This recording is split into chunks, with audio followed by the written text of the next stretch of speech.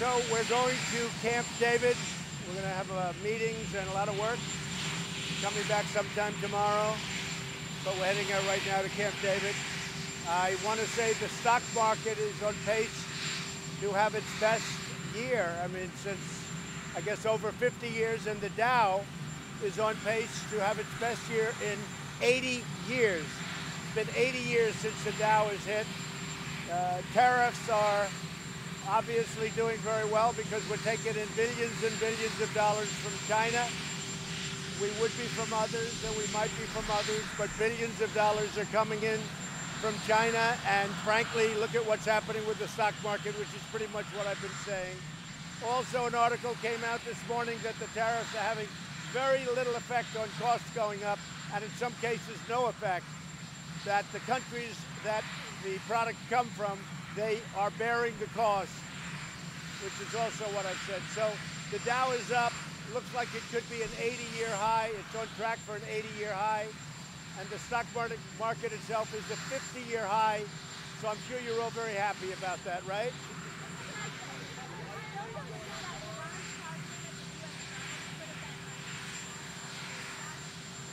I don't know, unintentional or not. It was probably intentional, as I said. But regardless, they targeted something without a person in it, without a man or woman, and certainly without anybody from the United States in it. So we want to be proportionate. We're getting a lot of praise for what I did, and we have people on both sides. Some like it, and some probably not as much. My expression is we have plenty of time. We have plenty of time. You understand that? Yeah, these are people that came into the country illegally. They've been served. They've gone through a process of the courts, and they have to be removed from the country. They will be removed from the country. It's having a very big effect on the border. The fact that we're taking them out. The people that came into the country illegally are going to be removed from the country. Everybody knows that. It starts, during the course of this next week, maybe even a little bit earlier than that. And again, everybody that came into the country illegally will be brought out of the country very legally. Now, with that being said, the border is in much better shape. Mexico's doing a good job. We need Congress to fix the loopholes and fix asylum, and we will have the cleanest border there is. We don't know. We'll see. We'll see.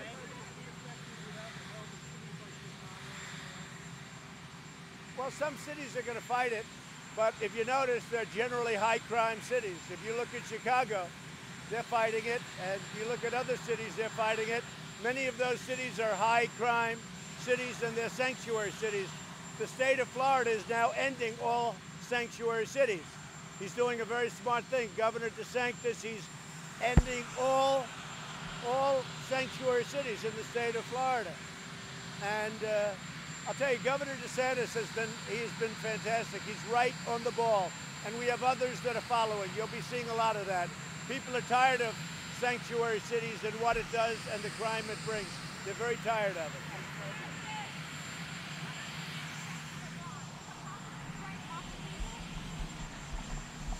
Well, we'll see what's with Iran. Everybody was saying I'm a warmonger, and now they say I'm a dove. And I think I'm neither, if you want to know the truth. I'm a man with common sense, and that's what we need in this country, is common sense. But I didn't like the idea of them knowingly shooting down an unmanned drone, and then we kill 150 people. I didn't like that.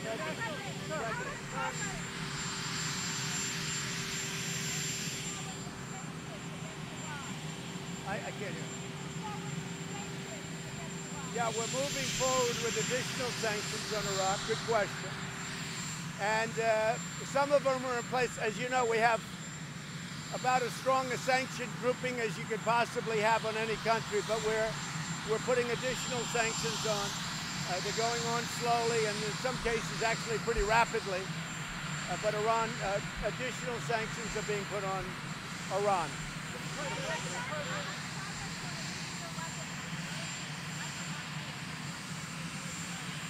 Very little. That's what it's all about. You know, we have built And right now, if you look at the United States, very importantly, we are the #1 oil producer, oil and gas in the world by far. We're way ahead of Russia. We're way ahead of Saudi Arabia. We don't really need the Straits anymore. We take some, but we don't need it. The biggest beneficiary of the Straits is China. 91% of their energy comes out of the Straits. Japan, Indonesia, many other countries need it. So we're doing them a very big service by keeping the Straits open. But this is not about the Straits. This is about Iran cannot have a nuclear weapon. Very simple. Because we don't need it, just so you understand. We don't need it. Your national security advisor came under some harsh criticism from Tucker Carlson and others for pushing too hard on Iran. You said you're not a warmonger, but do you have confidence in the judgment of your national security advisor, John Bolton? Yeah, I do, because I have John Bolton, who I would definitely say is a hawk, and I have other people that are on the other side of the equation, and ultimately I make the decision, so it doesn't matter. But I want, for instance, I disagreed very much with John Bolton. His attitude on the Middle East and Iraq was going into Iraq. I think that was a big mistake. I think I've been proven right, but I've been against that forever. John Bolton is doing a very good job, but he takes generally a tough posture. But I have other people that don't take that posture. But the only one that matters is me, because I'll listen to everybody. And I want people on both sides. Having people on both sides to me is very important. At what point were you briefed about the potential casualties of an Iran airstrike? Were you briefed in the initial planning stages? At what point were you actually... No, I started to hear that it was a lot, but again, no decision was made. I said, you come and see me, and they came and see me at the time. We hadn't done anything. And I asked the question, and I said, I want to know that answer before I make a decision. So we hadn't made a decision to go forward. I said, everybody, we will meet. One thing I want to know, and I want to know it accurately as possible, how many people will die? Just so you know, I come from New York City. In New York City, we have a lot of Iranians, and they're great people. I have friends that are Iranians, many friends. Living in New York City, you meet many Iranians. They're very smart, they're very ambitious, they have they're high quality people. But I have many friends that are Iranian. I don't want to kill 150 Iranians, I understand it. I don't want to kill 150 of anything or anybody, unless it's absolutely necessary. And most people very much agree with what I'm doing. Now, if the leadership of Iran behaves badly, then it's going to be a very, very bad day for them. But hopefully, they're smart, and hopefully they really care for their people and not themselves. And hopefully we can get Iran back onto an economic track that's fantastic, where they're a really wealthy nation, which would be a wonderful thing. All those things I want to do. But if they're going to be foolish, that's never going to happen.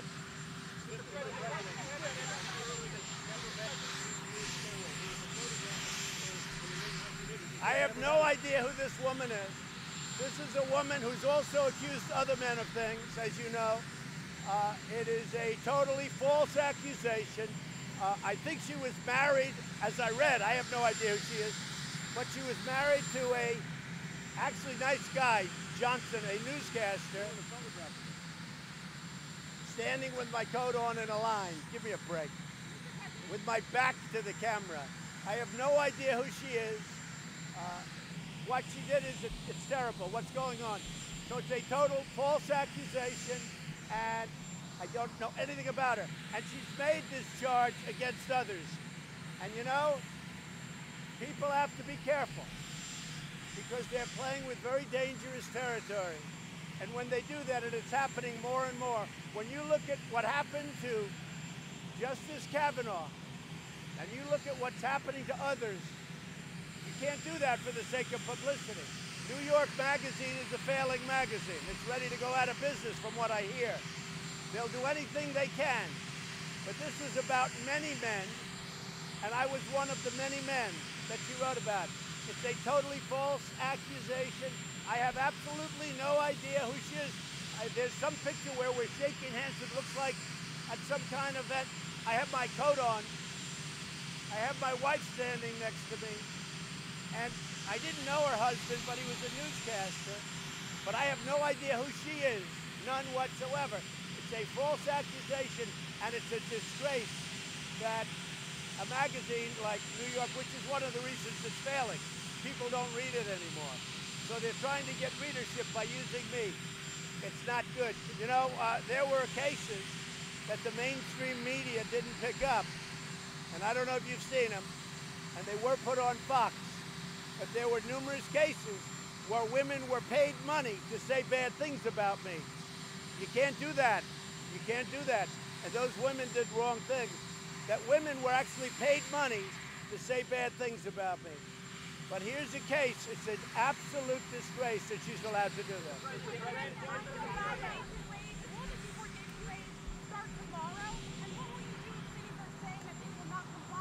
The deportation raids, as you call them, are really a group of very, very good law enforcement people going by the law, going by the rules, going by our court system, and taking people out of our country who came into our country illegally.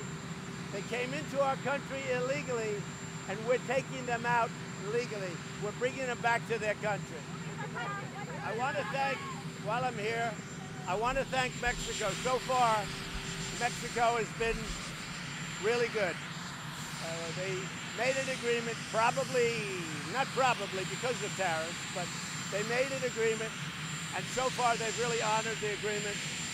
A lot of things are changing, but again, if Congress gave us something quickly on asylum, something quickly on loopholes where we get rid of the loopholes, the border would be so beautiful, but the Democrats just won't do it. But maybe now they will, because there's no question you have a national emergency. They said that in the last caravan, they had hundreds of people that commit crimes trying to come into our country. We're not letting them. And now Mexico is bringing them back. But they had hundreds of people, hundreds, that were criminals in the last caravan. We cannot allow that to happen. We're not letting them in our country. One other thing, we're very focused on MS-13, getting them out. And I hope you're not going to stick up too much for MS-13. But we're very focused, ICE, these are fantastic people. We're very, very focused on getting MS-13 out of this country. How are you? Question on Iran. The 150 estimate, there's a few of them. The 150 estimate that you got late on Thursday night. Why was that different from the estimate you got earlier in the day from your national security team? It wasn't really. I didn't talk too much about that. Again, no decision to go forward was made because I said we'll meet at a certain time before and nothing goes forward until we meet. I didn't want anybody doing anything. And when we met, they gave me a rough estimate earlier, but I wanted a more accurate estimate. The more accurate estimate were, I won't go into the number of sites, but you've guessed that pretty much right. You have in particular, all right? But it was the number of sites, and it was on average 40 to 50 people in each site. And when they shot down an unmanned plane or drone, I didn't like it. That came from an attorney in the Pentagon and through the White House. No, that came from me. No, I mean the estimate came through. It did, but it was given to me by a general. I had a long talk with Dunford. He's a great gentleman. He was. Dunford did a great job. Dunford is a terrific man, and he's a terrific general. Yeah. Will you talk about Iran? Yes. I'll be talking about Iran at Camp David, yeah. We have a series of meetings and, more importantly, a series of very well-connected phone calls. We have a great phone system up there, and as you know, so I'll be doing a lot of work. We may release it later. We may. Look, Iran right now is an economic mess. They're going through hell. The sanctions have hit them hard. More sanctions are going to be put on, a lot more. It's hard to believe you can even put on, but it's a mess. All I want is no nuclear weapons. Under the horrible Obama deal, he gave $150 billion He gave them 1.8 billion in cash. Think of that, in cash. Many plane loads of cash. Gave him 1.8 billion in cash, and he got nothing. But the thing he really didn't get was good inspection rights, because the most primary places you couldn't go to, you couldn't inspect. We haven't seen them in years. The other thing he didn't get is time, because in a very short number of years, they will legally be able to make a nuclear weapon. That's unacceptable. And remember this, the deal wasn't even ratified in Congress. It never got proper, in terms of treaty, it never got proper authorization from Congress. So with all of that, it was very important to me, so we'll start all over. We could have a deal with them very quickly if they want to do it. It's up to them. But if Iran wants to become a wealthy nation again, become a prosperous nation, we'll call it, let's make Iran great again. Does that make sense? Make Iran great again. It's okay with me. But they're never going to do it if they think in 5 or 6 years they're going to have a nuclear weapon. I know too much about nuclear, a lot about nuclear, and let me just tell you, they're not going to have a nuclear weapon. If that's safe, and it has very little to do with the oil, because again, China gets its oil 91%, Japan gets its oil 60%, Indonesia, so many other countries. What it has to do with, very simply, is the fact is we're not going to have Iran have a nuclear weapon. And when they agree to that, they are going to have a wealthy country. They're going to be so happy, and I'm going to be their best friend. I hope that happens. I hope that happens, but it may not. Do you think they've been different if it was 10 to 15 casualties instead of 100 to 115 casualties? Anything is a lot when they shoot down an unmanned, okay? So anything's a lot. I didn't like it. I didn't like it. Say it? If they shoot down another unmanned drone, We'll see. But I don't think that'll happen. And North Korea? I don't think that's happened. And if you notice, there was a plane with 38 people yesterday. Did you see that? I think that's a big story. Is that accurate? They had it in their sights and they didn't shoot it down. That was accurate? I think they were very wise not to do that, and we appreciate that they didn't do that. But they had a plane in their sights, 38 people on the plane, and they didn't shoot it down, and I think that was a very wise decision, and I think that's something that we very much appreciate. Accurate to say that your national security team brought you a plan with planned strikes and didn't have a fully formed estimate on casualties? No, they brought me a great plan. But I wanted to know at the end, I wanted an accurate count. They gave me very odd numbers. I wanted an accurate count as to how many people would be killed, how many Iranians would be killed. And as I said, coming from New York, I know a lot of Iranians. They're great people. Thank you very much. On North Korea! On North Korea! On North Korea! Until we get this solved. Yeah. We have a tremendously powerful military force in that area. It's always on the table until we get this solved. Thank you.